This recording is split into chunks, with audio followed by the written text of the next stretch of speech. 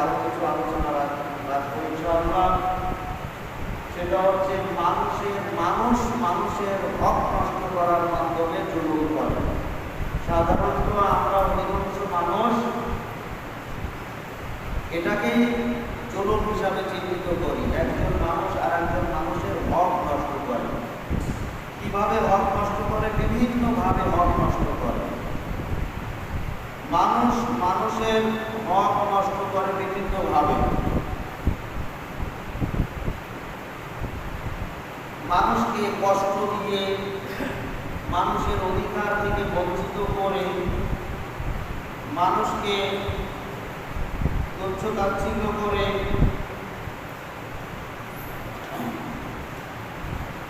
মানুষের সম্পদ দখল করে, একটা হচ্ছে জায়গা জমি দখল করে, আর একটা হচ্ছে যে কোনো ধরনের মালামাল, টাকা পয়সা ইত্যাদি দখল করে। তারপরে মানুষের মালামাল চুরি করার মাধ্যমে, যে কোনো কিছু চুরি করার মাধ্যমে যারা চোর তারা মানুষের উপরে জুলুমকারী। আত্মসাৎ করে, অর্থ আত্মসাৎ করার মাধ্যমে মানুষের উপরে জুলুম করে। মানুষের কাছ থেকে ঘুষ, সুদ ইত্যাদির মাধ্যমে, টাকা পয়সা বেশি নেওয়ার মাধ্যমে মানুষের উপরে জুলুম করে। ছিনতাই, রাহাজানি ইত্যাদি করার মাধ্যমে, ডাকাতি করার মাধ্যমে মানুষের উপরে জুলুম করে।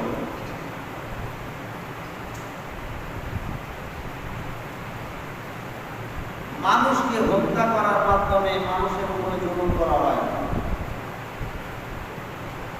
মানুষকে অন্যায়ভাবে গ্রেফতার করার মাধ্যমে, প্রশাসনিকভাবে অন্যায়ভাবে কাউকে গ্রেফতার করার মাধ্যমে জুলুম করা হয়। কারো বিরুদ্ধে মিথ্যা সাক্ষ্য নেওয়ার মাধ্যমে তার উপরে জুলুম করা হয়। মিথ্যা সাক্ষ্য দিয়ে তাকে দোষী সাব্যস্ত করে তাকে শাস্তির সম্মুখীন করার মাধ্যমে তার উপরে জুলুম করা হয়। কাউকে ন্যায় বিচার থেকে বঞ্চিত করে তার উপরে জুলুম করা হয়। অন্যায়ভাবে কাউকে তার ন্যায্য চাকরি বা কর্মস্থল থেকে বহিষ্কার করার মাধ্যমে তার উপরে জুলুম করা হয়। আবার অধীনস্থ ব্যক্তিদেরকে নির্ধারিত নিয়মের চাইতে অধিক মাত্রায় কাজের চাপ দেওয়ার মাধ্যমে জুলুম করা হয়।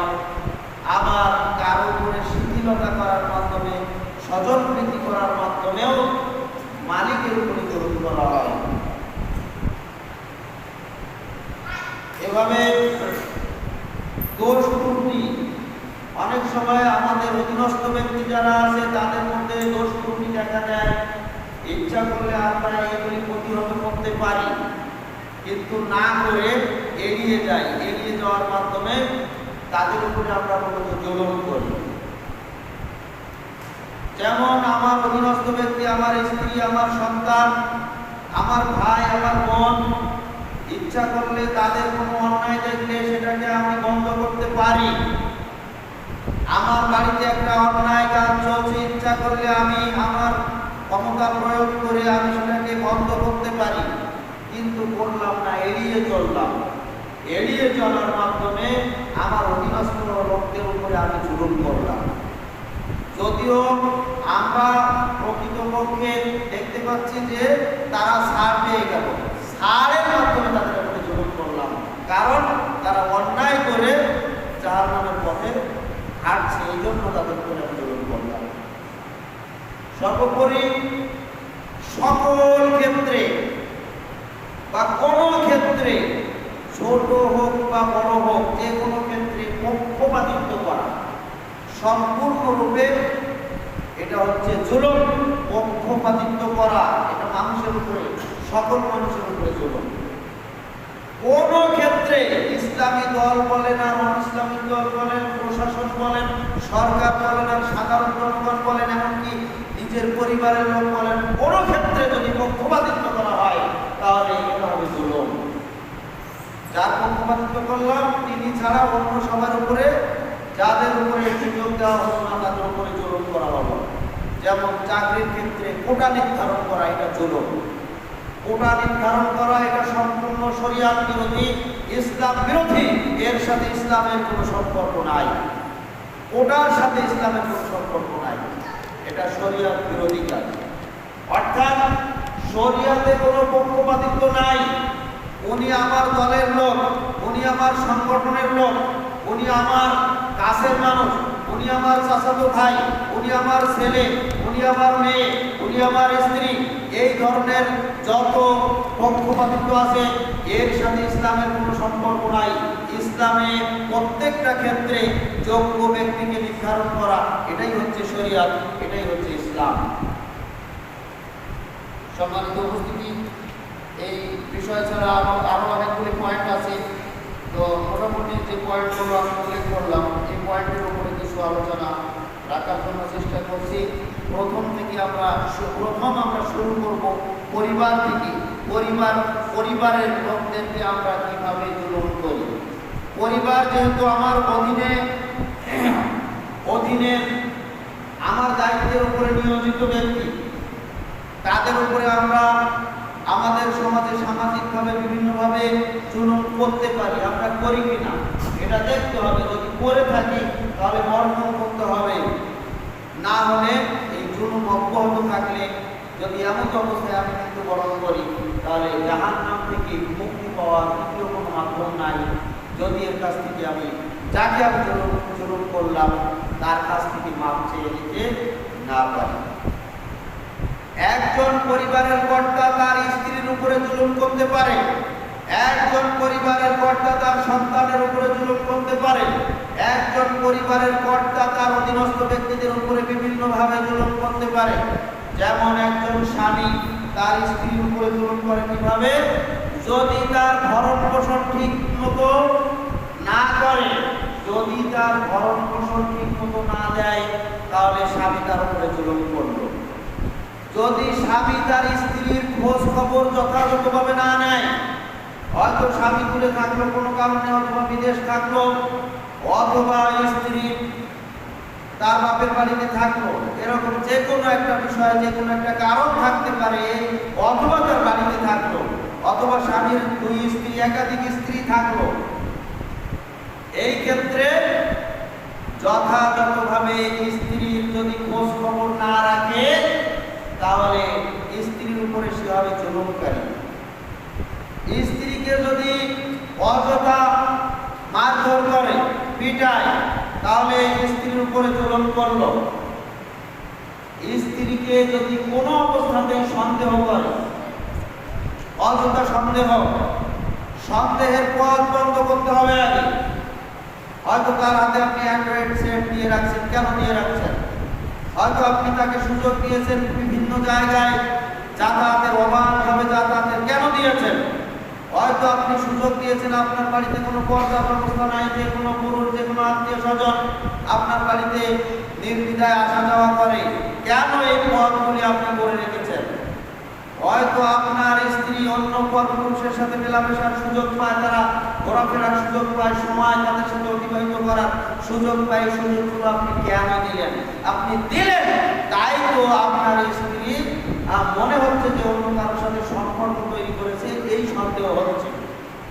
এই সন্দেহ আপনি করার আগে পূর্বের যে বিষয়গুলি বললাম এইগুলি বন্ধ করা আপনার দায়িত্ব ছিল, কিন্তু সেগুলি কিছুই করলেন না। অযথা আপনার স্ত্রীর উপরে সন্দেহ করছেন, এটা হচ্ছে তার উপরে জুলুম করা।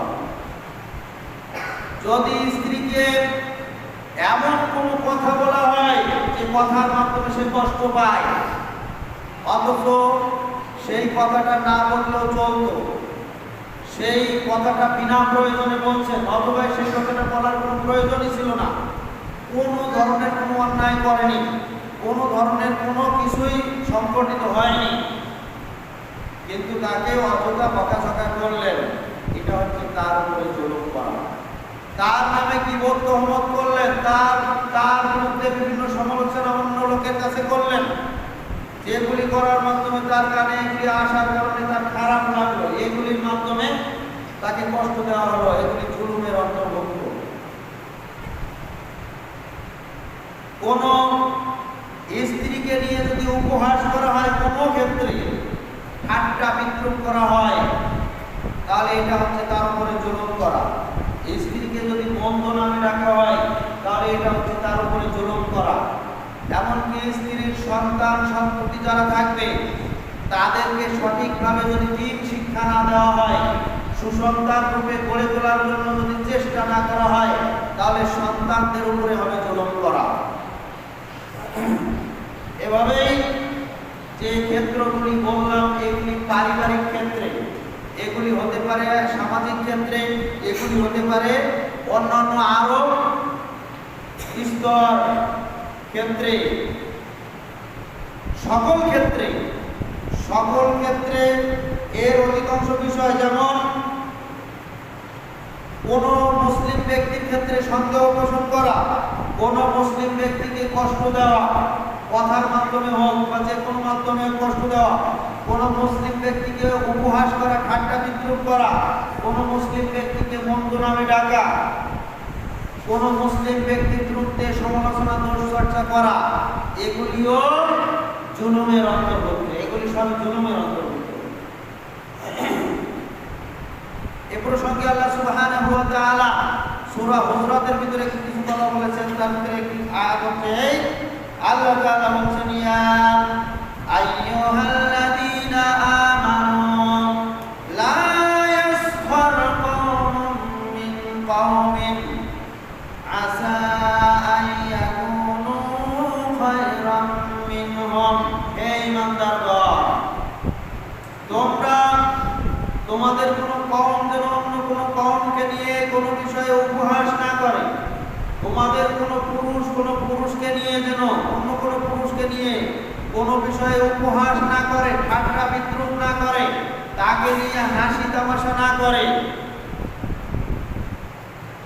আসা আইয়াকুনু খায়রাম মিনহুম, এমনও হতে পারে যার সম্পর্কে উপহাস করা হচ্ছে, উপহাসকারীর চাইতে যাকে উপহাস করা হচ্ছে সেই উত্তম। এটা হতে পারে যাকে নিয়ে তুচ্ছ তাচ্ছিল্য করা হচ্ছে সেই, যারা উপহাস করছে, তুচ্ছ তাচ্ছিল্য করছে, তাদের চাইতে উত্তম হতে পারে। কারণ আল্লাহ তাআলা সম্মানের মাপকাঠি রেখেছেন তাকওয়ার ভিত্তিতে। সুবহান আল্লাহ তাআলা বলেন, ইন্না আকরামাকুম ইনদাল্লাহি আতকাকুম, নিশ্চয়ই আল্লাহর নিকটে সবচাইতে সম্মানিত সেই ব্যক্তি যার তাকওয়া সবচাইতে বেশি। সুবহান। সুতরাং আপনার সম্মান দুনিয়াতে থাকতে পারে, আপনার মর্যাদা, আপনার ধন সম্পদ, আপনার গাড়ি বাড়ি দুনিয়াতে আছে, কিন্তু আপনি যাকে নিয়ে তুচ্ছ তাচ্ছিল্য করছেন তার এগুলি না থাকলেও তার ঈমান আপনার চাইতে মজবুত হতে পারে। যদি তাই হয় তাহলে আপনার চাইতে তার মূল্য আল্লাহর কাছে অনেক বেশি। সুবহান।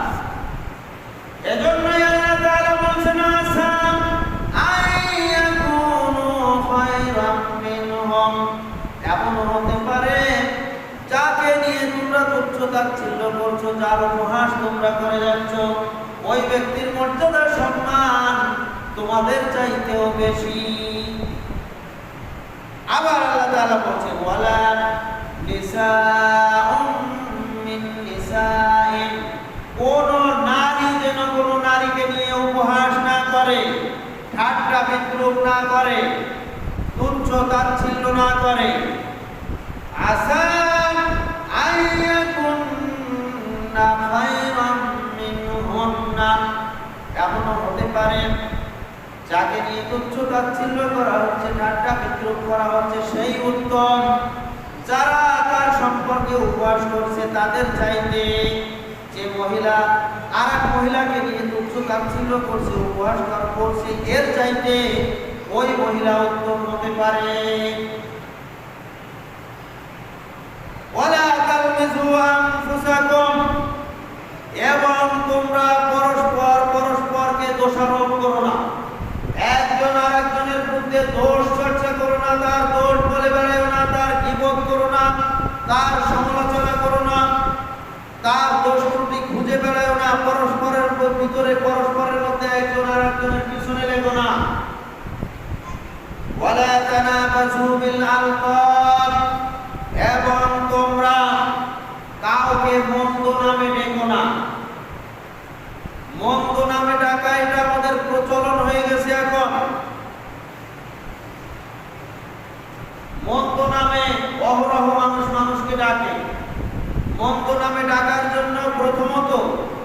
পিতা মাতাই সন্তানের নাম রাখার পাশাপাশি ভালো একটা নামের পাশাপাশি একটা আবার ডাক নাম রেখে দেয়।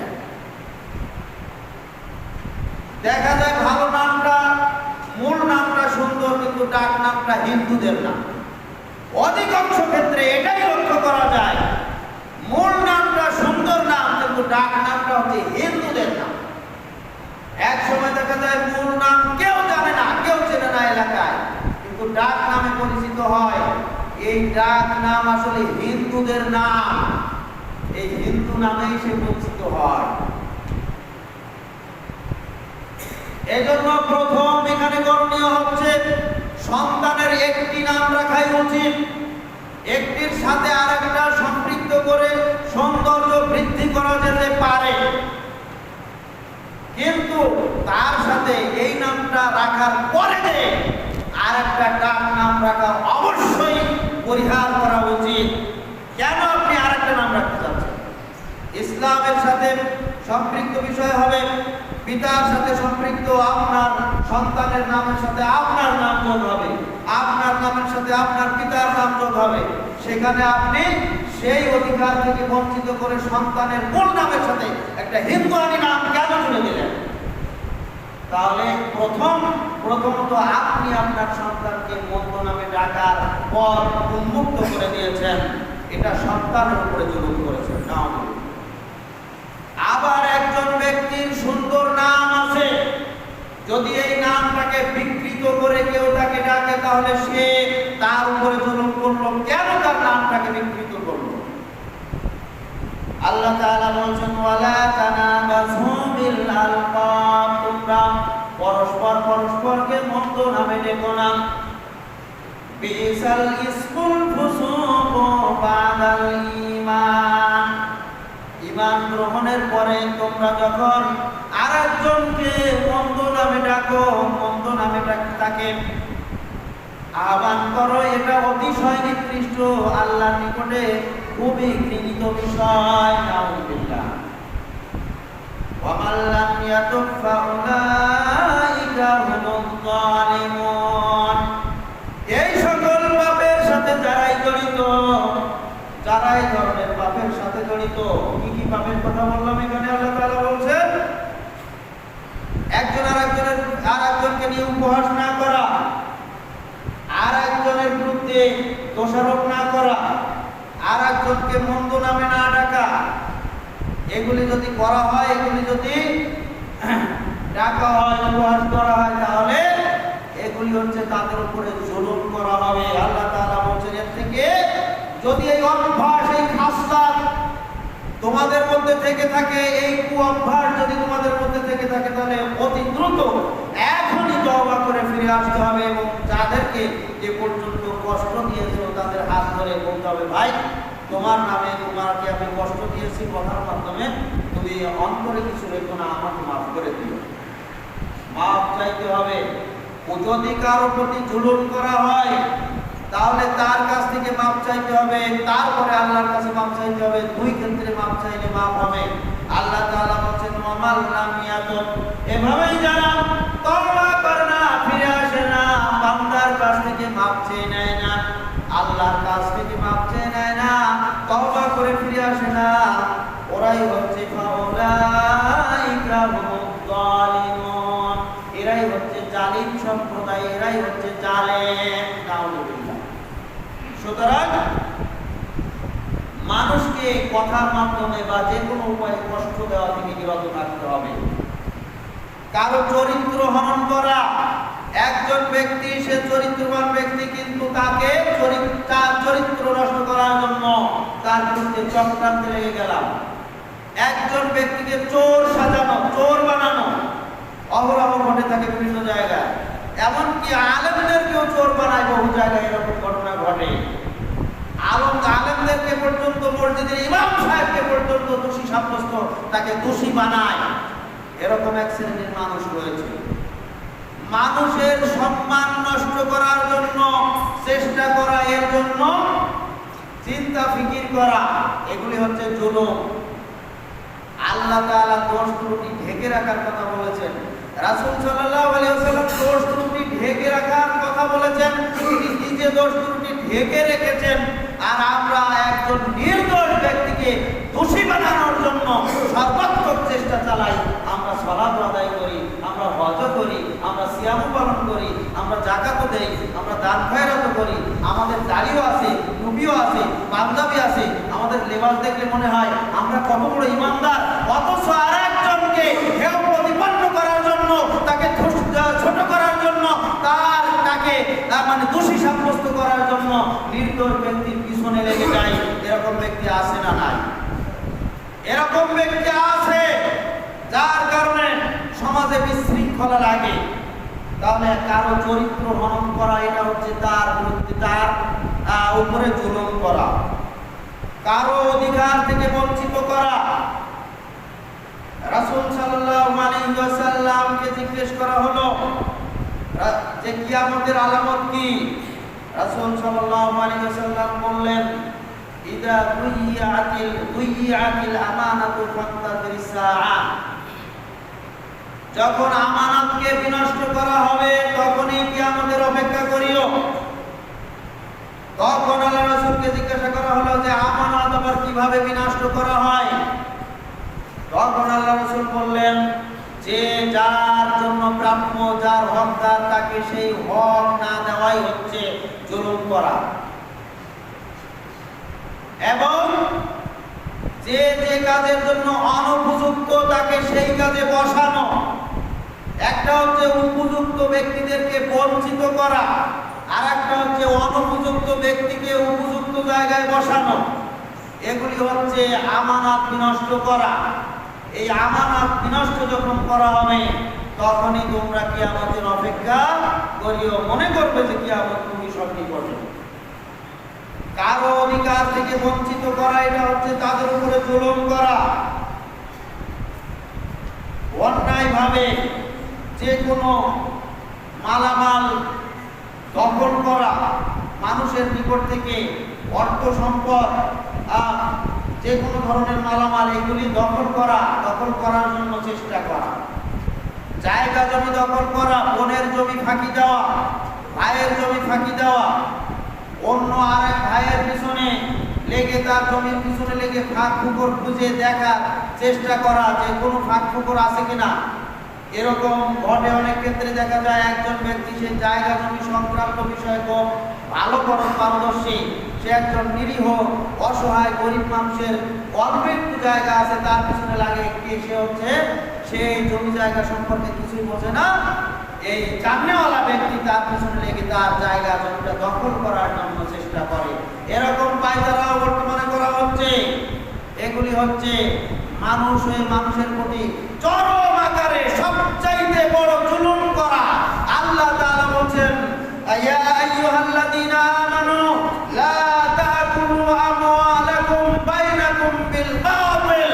হে ঈমানদাররা, তোমরা আরেকজনের সম্পদকে, তোমাদের এই অর্থকে, তোমাদের এই মাল সম্পদকে, আরেকজনের সম্পদকে অন্যায়ভাবে গ্রাস করো না, অন্যায়ভাবে দখল করো না, অন্যায়ভাবে ভক্ষণ করো না। ওয়ালা তাকুলু আমওয়ালাকুম বাইনাকুম বিল বাতিল। আল্লাহ তাআলা বলেন সূরা বাকারার 188 নম্বর আয়াত, আর তোমরা তোমাদের পরস্পরের সম্পদকে, অর্থ সম্পদকে অন্যায়ভাবে গ্রাস করার জন্য চেষ্টা করো না। ওয়ালা তুদনু বিহা ইলাল মুক্কার। আর আরেকজনের সম্পদ তুমি জানতে পারছো এই সম্পদের মালিক আমি নই, এই সম্পদের মালিক হচ্ছে ওই নিরীহ ব্যক্তি, ওই অসহায় ব্যক্তি অথবা অমুক ব্যক্তি এই সম্পদের মালিক, আমি তার মালিক নই। কিন্তু তারপরেও সেটাকে দখল করার জন্য আবার একটু চেষ্টা করা। এই জন্য কি করা?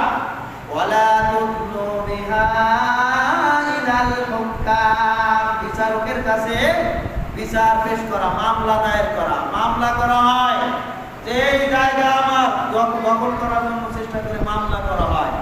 আর মামলার ফলাফল পেতে পেতে তো 20, 30, 50 বছর কেটে যায়। এর ভিতরে তো জবর আমার শক্তি আছে, ক্ষমতা আছে, দখল করে নেই। মামলা যখন রায় দেবে তখন দেখা যাবে কি হয়। এখন যতদিন পাচ্ছি সুযোগ পেয়েছি দখল করে নেবে। ক্ষমতাশীল এরকম কিছু ব্যক্তি আছে যারা মানুষের সম্পদ দখল করে এবং জায়গা জমি নিয়ে মামলা মোকদ্দমা করে। আল্লাহ তাআলা বলছেন স্পষ্ট তোমাদের কাছে বোঝা যাচ্ছে, তোমরা জানো যে এই জমির মালিক হচ্ছেন উনি, কিন্তু তারপরেও তুমি নিজে দখল করে আছো, তোমার দখল করার জন্য চেষ্টা করছো। এই ধরনের কোনো কাজ তোমরা যেন করো না। ওয়ালা তুতলু বিহা ইলাল হুকাম, দখল করার জন্য বিচারকের নিকটে কোনো মামলা পেশ করো না। লিতাকুলু ফারিকাম মিন আমওয়ালিন নাস, মানুষের সম্পদ থেকে কিছু অংশ নিজেরা ভোগ করার জন্য। বিল ইসমি ওয়া আনতুম লা তা'লামুন, অন্যায়ভাবে পাপের সাথে তোমরা জেনে শুনে জানছো এই জমির মালিক আমি নই, কিন্তু আমার ক্ষমতা আছে, আমার শক্তি আছে, আমার দাপট আছে, আমার পক্ষে মানুষ আছে, আমার পক্ষে উকিল আছে, আমার পক্ষে বিচারক আছে, আমি ইচ্ছা করলে কিছু অংশ সেখান থেকে দখল করে নিতে পারবো। এই ধরনের কাজ তোমরা করো না। এগুলি হচ্ছে আল্লাহর নিকটে সবচাইতে জঘন্য কাজ। এগুলি হচ্ছে মানুষের প্রতি জুলুম করার একবারে চূড়ান্ত পর্যায়ের জুলুম। কোন চোর যদি কারো সম্পদ চুরি করে তাহলে এই ব্যক্তির উপরে সে জুলুম করলো। কোন ছিনতাইকারী যদি ছোট হোক বড় হোক কোনো কিছু ছিনতাই করে তাহলে ওই মালিকের উপরে সে জুলুম করলো। কোন ব্যক্তি, কোন ক্ষমতাশীল লোক যদি ক্ষমতা পেয়ে অর্থ আত্মসাৎ করে তাহলে সে সমস্ত মানুষের উপরে জুলুম করলো। ক্ষমতাশীল ব্যক্তির অধীনস্থ যত ব্যক্তিরা এর প্রাপ্য হকদার, অথচ এই সম্পদশালী ক্ষমতাশীল ব্যক্তি ক্ষমতার প্রয়োগ করে তার থেকে সামান্য পরিমাণ ভক্ষণ করলো। যত লোকের হকদার প্রত্যেকের হক নষ্ট করার মাধ্যমে প্রত্যেকের উপরে সে জুলুম করলো। নাউযুবিল্লাহ। এই কাজগুলির বিশ্বনবী মুহাম্মদুর রাসূলুল্লাহ সাল্লাল্লাহু আলাইহি ওয়াসাল্লাম বলেন, এই যে কাজগুলির কথা বললাম, চুরি করা, ছিনতাই করা, ডাকাতি করা, মানুষের সম্পদ দখল করা, এই কাজগুলি কোনো ঈমানদার ব্যক্তি করতে পারে না। তারপরেও ঈমানদার ব্যক্তিরা যাদের ঈমানদারির লেবাস আছে, পোশাক আছে, তারপরেও তারা করে। কেন করে? আবু হুরায়রা রাদিয়াল্লাহু তাআলা আনহু বলেন, রাসূল সাল্লাল্লাহু আলাইহি ওয়াসাল্লাম বলেছেন, একজন ব্যভিচারী ব্যক্তি ব্যভিচার কখন করে? যখন তার ঈমান থাকে না। যতক্ষণ ঈমান থাকে ততক্ষণ ব্যভিচারে লিপ্ত হয় না, ঈমান থাকে না তাই ব্যভিচার করে না। একজন চোর কখনো ঈমানদার ব্যক্তি চুরি করে না। যতক্ষণ পর্যন্ত তার ভিতরে ঈমান আছে ততক্ষণ পর্যন্ত সে চুরির সংকল্প করে না। তারপরেও আমাদের মধ্যে নামাজি ব্যক্তি, হাজী সাহেব, গাজী সাহেব, মুসল্লি, মৌলবী চুরি করে। মানে অর্থশালী, সম্পদশালী, শিক্ষিত, সবচাইতে বড় শিক্ষিত, এমনকি প্রশাসক, রাজা, প্রজা পর্যন্ত চুরি করে। আমরা ছোট ছোট চোরদেরকে চিনি, কিন্তু বড় চোরদেরকে চিনি না। ছোট চোরদেরকে সহজে চিহ্নিত করতে পারি। যে একটা আপনার বাড়ির একটা ক্ষেতের লাউ চুরি করলো, কদু চুরি করলো, তাকে ধরে মারপিট করতে পারি। যে আপনার বাড়ি থেকে একটা ছোট্ট জিনিস হয়তো কোনো কারণবশত নিয়ে গেল, তাকে ধরে তাকে ইচ্ছা মতো সাজা দিতে পারি। কিন্তু মানুষের মধ্যে সবচাইতে বড় চোর, বড় জালিম হচ্ছে শিক্ষিত মহল, যারা কলমের খোঁচায় লক্ষ লক্ষ কোটি কোটি টাকা, মানুষের টাকা, জনগণের টাকা, দেশের টাকা আত্মসাৎ করার মাধ্যমে, চুরি করার মাধ্যমে, কলমের খোঁচার মাধ্যমে যারা চুরি করে, এরা হচ্ছে সবচাইতে বড় চোর। বড় চোরদেরকে আমরা সম্মান করি অনেক বড়। নাউযুবিল্লাহ।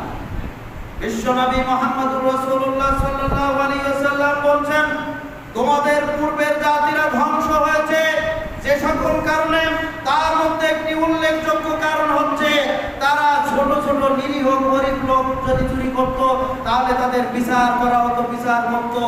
আর যদি কোনো ধনী লোক চুরি করত, যদি কোনো শিক্ষিত লোক চুরি করত, যদি কোনো অর্থশালী লোক চুরি করত, যদি কোনো ক্ষমতাশীল লোক চুরি করত, যদি কোনো শাসক চুরি করত, তাহলে তার বিচার করা হতো না, তাকে এমনিতেই ছেড়ে দেওয়া হতো। এই জন্য আল্লাহর গজব তাদের উপরে নেমে এসে তাদেরকে ধ্বংস করে দেওয়া হয়েছে। নাউযুবিল্লাহ। পৃথিবী ধ্বংস হওয়া, পৃথিবীর বিভিন্ন জাতি ধ্বংস হয়েছে। ধ্বংসের মূল কারণ ছিল এই সকল জাতিরা নিরীহ মানুষের উপরে অত্যাচার জুলুম করত। যে সকল অত্যাচার জুলুম করত তার মধ্যে উল্লেখযোগ্য এই সমস্ত জুলুম ছিল তাদের উপরে অন্যায়ভাবে অপবাদ দিত, তাদেরকে চুরির অপবাদ দিত, নিজেরাই চুরি করে তাদের উপরে অপবাদ দিত, অথবা বিনা কারণে তাদেরকে শাস্তি দিত, নির্যাতন করত, হত্যা করত। এই সকল নির্যাতনের কারণে, এই সকল জুলুমের কারণে আল্লাহ তাআলা যুগে যুগে বিভিন্ন জাতিকে পৃথিবী থেকে একেবারে ধ্বংস করে দিয়েছিলেন। নাউযুবিল্লাহ। পৃথিবী থেকে যে সকল জাতি নাম করা জাতি ছিল, যাদের কোনো কিছুর অভাব ছিল না, যাদের ছিল অনেক জ্ঞান, যাদের ছিল অনেক সম্পদ, যাদের ছিল অনেক গাড়ি বাড়ি, যাদের ছিল অনেক টাকা পয়সা, যাদের কোনো কিছুর অভাব ছিল না, কিন্তু আল্লাহ তাআলা এরকম জাতিদেরকে ধ্বংস করে দিয়েছেন। ধ্বংস করার কারণ হচ্ছে তারা মানুষের উপরে জুলুম করার কারণে তারা জালেম ছিল। এরকম জালেম ছিল নূহ সম্প্রদায়ের কওমে নূহ। নূহ আলাইহিস সালামের জাতিরা, যেই জাতি মানুষের উপরে জুলুম করার কারণে নূহ আলাইহিস সালাম আল্লাহর কাছে দোয়া করে বলেছিলেন, হে আল্লাহ, আমার এই জাতিকে একেবারে শেষ করে দাও, তাদের মধ্যে একজনও যেন বেঁচে না থাকে। নাউযুবিল্লাহ। যদি তাদের মধ্যে একজন বেঁচে থাকে, ওয়ালা ইয়ালিদু ইল্লা ফাজিরান কাফারা, তাহলে সে ওই একজন ব্যক্তি জন্ম দিবে যাদেরকে, তারাও হবে পাপিষ্ঠ, তারাও হবে কাফের, তারাও হবে জালেম। এজন্য একজন লোককেও তুমি বাঁচিয়ে রেখো না, এইসব জালেমদেরকে ধ্বংস করে দাও। আল্লাহ তাআলা নূহ আলাইহিস সালামের দোয়া শুনলেন, তার কওমকে ধ্বংস করে দিলেন। লূত আলাইহিস সালামের সম্প্রদায় ছিল জালেম সম্প্রদায়, তাদেরকে আল্লাহ তাআলা ধ্বংস করে দিয়েছেন। আদ জাতি ছিল জালেম সম্প্রদায়, তাদেরকে আল্লাহ তাআলা ধ্বংস করে দিয়েছেন। সামুদ জাতি ছিল জালেম সম্প্রদায়, তাদেরকে আল্লাহ তাআলা ধ্বংস করে দিয়েছেন। মাদিয়ানবাসী ছিল জালেম সম্প্রদায়, তাদেরকে আল্লাহ তাআলা ধ্বংস করে দিয়েছেন। কওমে ফিরআউন ছিল জালেম সম্প্রদায়, আর এদেরকে আল্লাহ তাআলা ধ্বংস করে দিয়েছেন। যে কয়টি জাতির কথা, যে কয়টি কওমের কথা বলেছি, প্রত্যেক জাতি, প্রত্যেক কওম, তাদের কোনো কিছুর অভাব ছিল না, কিন্তু একটাই সমস্যা তাদের মধ্যে ছিল, তারা ছিল জালেম, মানুষের উপরে অত্যাচারী। এজন্য আল্লাহ তাআলা তাদেরকে একেবারে পৃথিবী থেকে সমূলে ধ্বংস করে দিয়েছেন। এমন ভাবে ধ্বংস করে দিয়েছেন তাদের কোনো চিহ্ন বলতে কিছুই ছিল না।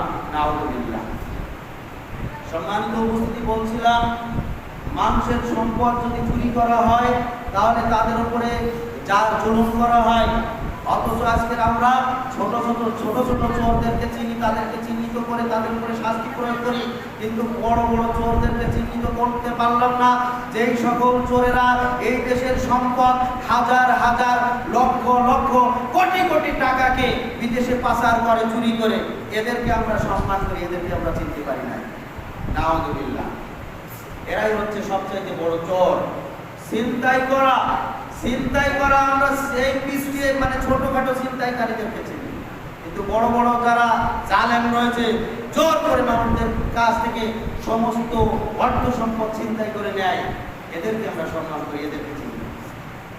আত্মসাৎকারী, এই সকল শ্রেণীর মানুষ আল্লাহর কাছে অত্যন্ত ঘৃণিত। আত্মসাৎ বিরাট বড় কিছু আত্মসাৎ করতে হবে না, ছিনতাই চুরি বিরাট কিছু করতে হবে না, সামান্য একটু কিছু যদি করে তাহলে তার পরকাল বাতিল। বিশ্বনবী মুহাম্মদুর রাসূলুল্লাহ সাল্লাল্লাহু আলাইহি ওয়াসাল্লাম খায়বারের যুদ্ধ থেকে ফিরে আসতেছেন। ফিরে আসার পরে যখন তিনি তার খায়বারের বিজয় হওয়ার পরে, খায়বারের দুর্গ বিজয় হওয়ার পরে যখন খায়বার বিজয়ের সেই গনিমতের মাল নিয়ে মুসলমানদের মানে জায়গায় এসে হাওদা নামাচ্ছেন, মালামাল নামাচ্ছেন উটের পিঠ থেকে, ঘোড়ার পিঠ থেকে, নামানোর সময় রাসূল সাল্লাল্লাহু আলাইহি ওয়াসাল্লামের একজন গোলাম ছিল, যার নাম ছিল মিদআম। এই মিদাম সেও হাওদা নামাজ ছিল, যে মুসলমানদের সাথে যুদ্ধে লিপ্ত হয়েছিল। খায়বার বিজয় হয়ে গেছে, মুসলমানেরা গনিমতের মাল সংগ্রহ করেছে, করার পরে ফিরে এসেছেন মুসলমানদের নির্দিষ্ট জায়গায়।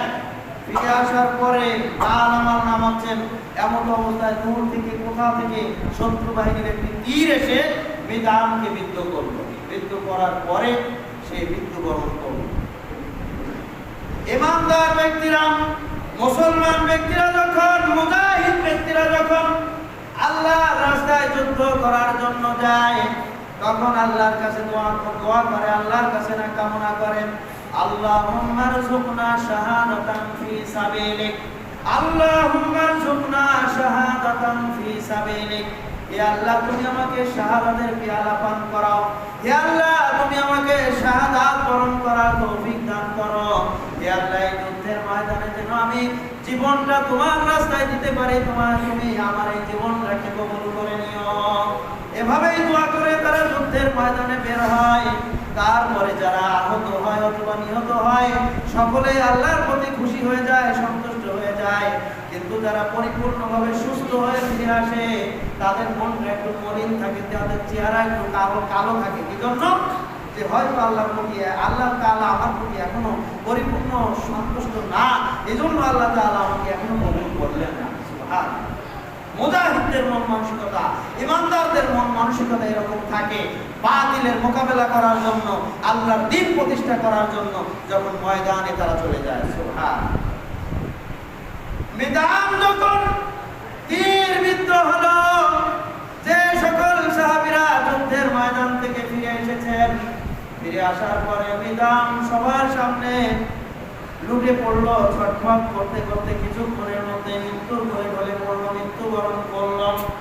সাহাবীরা আল্লাহর প্রশংসা করে বলছেন, মিদাম কত সৌভাগ্যশালী ব্যক্তি, মিদামের ভাগ্য কত ভালো, আল্লাহ তাআলা তাকে গ্রহণ করে নিয়েছেন, আল্লাহ তাআলা তাকে কবুল করেছেন, আল্লাহ তাআলা তাকে শাহাদাতের মর্যাদা দান করেছেন, আল্লাহ তাআলা তাকে শহীদের মর্যাদা দিয়ে তার শাহাদাতকে আল্লাহ তাআলা কবুল করে নিয়েছেন, আল্লাহ তাআলা তার জীবনটাকে দিনের জন্য কবুল করে নিয়েছেন। সুবহানাল্লাহ।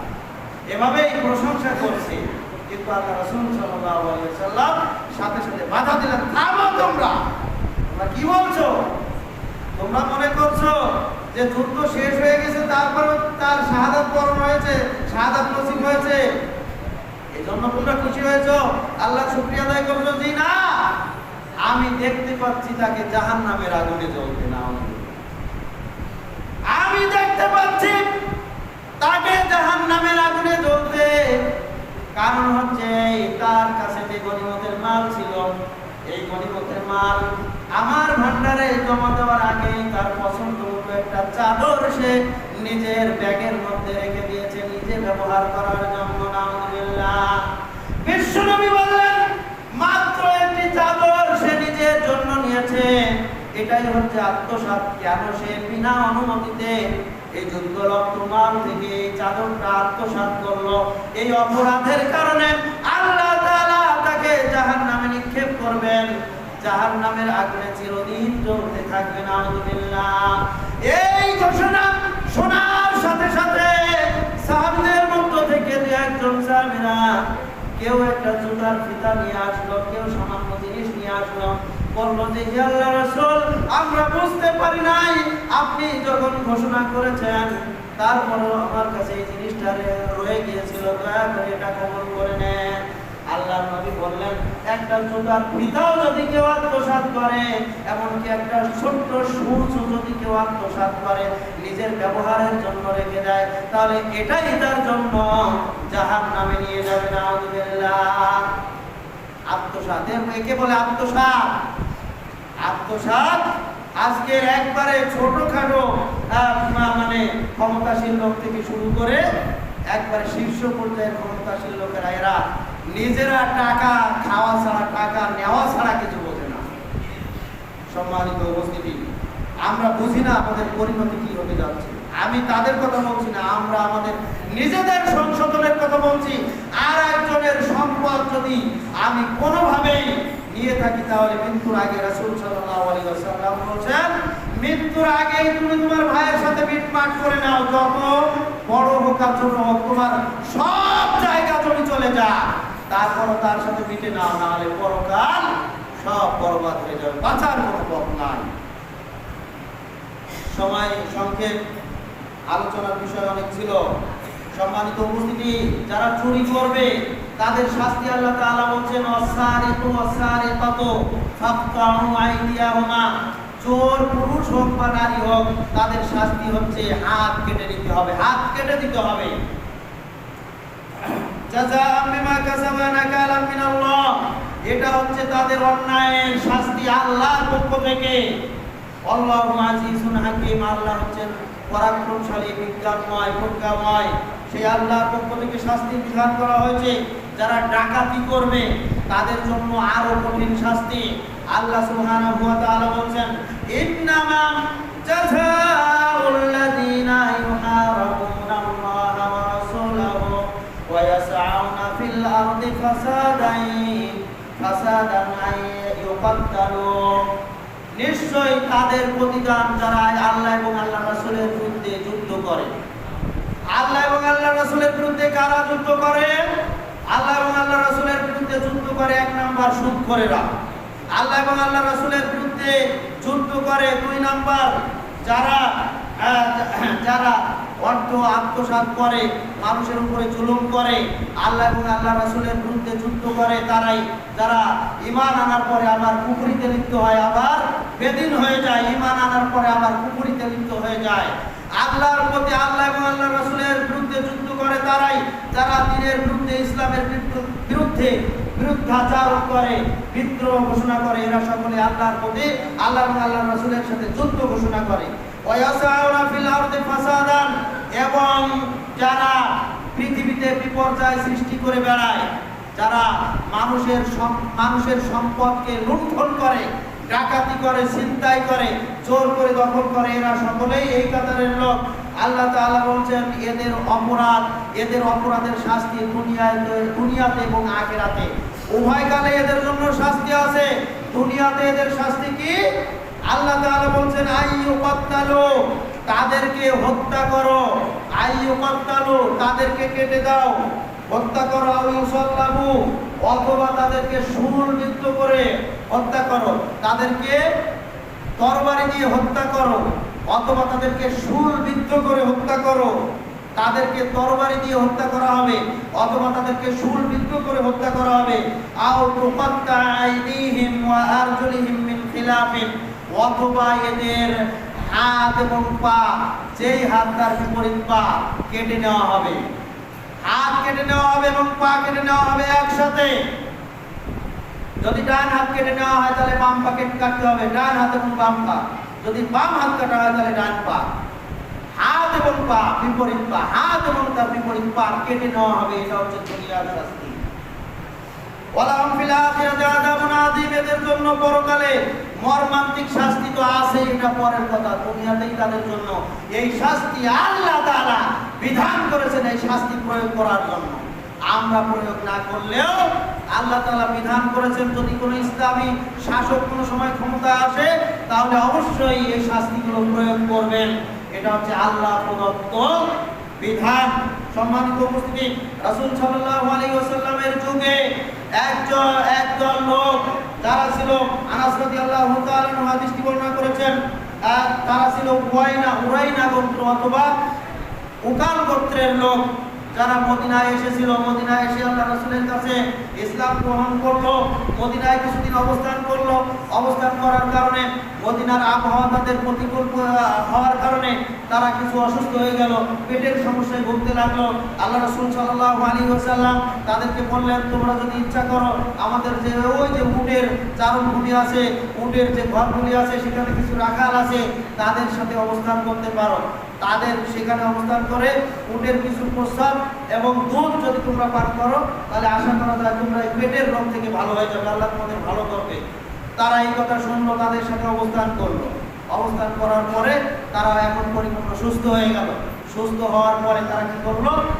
চিন্তা করলো যারা যাদের যে খাসলাত এক সময় তারা মানুষের সম্পদ লুণ্ঠন করত, আজও সেই অভ্যাসের কথা মনে পড়লো, ঈমান এনেছে এই কথা ভুলে গেল। তারা কি করলো? চিন্তা করলো এতগুলি উট, এতগুলি ঘোড়া, এই সুযোগ আমরা হারাবো, এই কয়েকজন রাখাল, এদেরকে হত্যা করলে তো আমরা এগুলি সব নিয়ে যেতে পারি।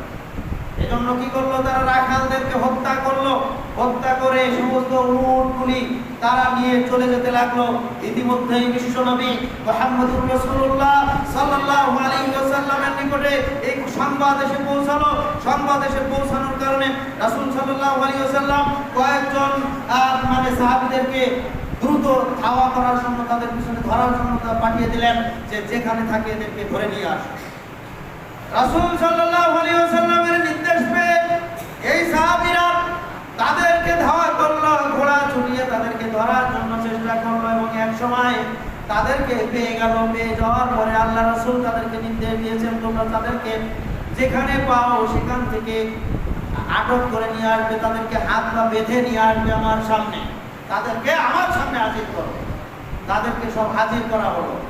হাজির করার পরে আল্লাহ রাসূল নিজে নির্দেশ দিলেন, এদের হাত কাটো। হাত কাটার পরে যেই হাত কাটবে তার বিপরীত পা কেটে নাও। হাতের একবারে গোড়া থেকে কেটে নেওয়া হলো, পায়ের গোড়া থেকে কেটে নেওয়া হলো। নেওয়ার পরে তাদেরকে আরো নির্দেশ দেওয়া হলো, এদের চোখ দুইটা উপড়িয়ে নাও। আল্লাহর রাসূল নির্দেশ দিয়েছেন, যিনি এই পৃথিবীর মধ্যে সবচাইতে দয়াবান ব্যক্তি, এই পৃথিবীর মধ্যে সবচাইতে নম্র ব্যক্তি, সবচাইতে ভদ্র ব্যক্তি, সবচাইতে মানুষের প্রতি দয়াশীল ব্যক্তি, সেই ব্যক্তি নির্দেশ দিচ্ছেন এদের হাত কেটে নাও, এদের বিপরীত পা কেটে নাও, এদের চক্ষু উপড়িয়ে ফেলো। চক্ষু উপড়িয়ে ফেলা হলো, সহিহ বুখারীর হাদিস। চক্ষু উপড়িয়ে ফেলার পরে এবার আল্লাহর নবী নির্দেশ দিলেন, প্রচন্ড গরমে এদেরকে ফেলে রাখো। তাই করা হলো। প্রচন্ড গরমে এদেরকে ফেলে রাখা হলো, চিৎ করে শুইয়ে রাখা হলো। এই গরমের কারণে এরা পানি পানি বলে চিৎকার করতেছিল। আল্লাহর নবী তাদেরকে পানি পান করার জন্য অনুমতি দেন নাই। পানির অভাবে, প্রচন্ড কষ্টের অভাবে, প্রচন্ড পিপাসায় পিপাসাক্ত হয়ে কষ্টে পড়ে ছটফট করতে করতে এরা সকলে মৃত্যুবরণ করলো। তারপরে এদেরকে ক্ষমা করা হয়নি। এটা হচ্ছে ওই সকল জালেমের শাস্তি যারা মানুষের সম্পদকে লুণ্ঠন করে, যারা দিন গ্রহণ করার পরে দিনের বিরুদ্ধে বিদ্রোহ ঘোষণা করে, যারা মানুষকে হত্যা করে, যারা দিনের যারা ঈমান আনার পরে আবার কুফরিতে লিপ্ত হয়, ডাকাতি করে, মালামাল ছিনতাই করে, তাদের শাস্তি আল্লাহর নবী তাদের শাস্তি দুনিয়াতে এইভাবেই দিয়েছেন। আজকের যারা এই কাজের সাথে জড়িত তাদের শাস্তি দেওয়া হচ্ছে না, তাদের শাস্তি দেওয়ার মতো কেউ নাই, বরং তারাই আরো উল্টা নিরীহ মানুষের উপরে শাস্তি চাপিয়ে দিচ্ছে। এটা হচ্ছে সবচেয়ে বড় জুলুম। এই জুলুম অবশ্যই আজকের আমরা এই জুলুম দেখতে পাচ্ছি। আমরা আল্লাহর কাছে শুধু দোয়া করতে পারি, আল্লাহর কাছে দোয়া করতে পারি, হে আল্লাহ এই জালেম যারা তাদেরকে তুমি হয় হেদায়েত নসিব করো, আর না হলে তাদেরকে তাদের এই জুলুমের শাস্তি প্রয়োগ করে বলে দোয়া করতে পারি। রব্বানা লা তাজআলনা মাআল কওমিল জালিমিন, হে আল্লাহ এই জালিম সম্প্রদায়ের হাত থেকে আমাদেরকে উদ্ধার করো, আমাদেরকে আযাব দাও, এভাবে দোয়া করতে পারি। সম্মানিত উপস্থিতি, আজকের আমার এই খুতবার মূল উদ্দেশ্য হচ্ছে কাউকে কটাক্ষ করে কিছু বলা নয়, বরং আমাদের মধ্যে এই জুলুম করার খাসলত, এই জুলুম করার অভ্যাস, এই ধরনের কোনো অপকর্ম যদি থেকে থাকে তাহলে আমাদেরকেই আগে সংশোধন হতে হবে, আমাদেরকেই আগে ফিরে আসতে হবে। তাহলে আল্লাহ তাআলা আমাদের জন্য দুনিয়ায় চলার ব্যবস্থা সহজ করে দিবেন। বাকি আলোচনা ইনশাআল্লাহ পরবর্তী জুমায় আলোচনা করার জন্য চেষ্টা করব।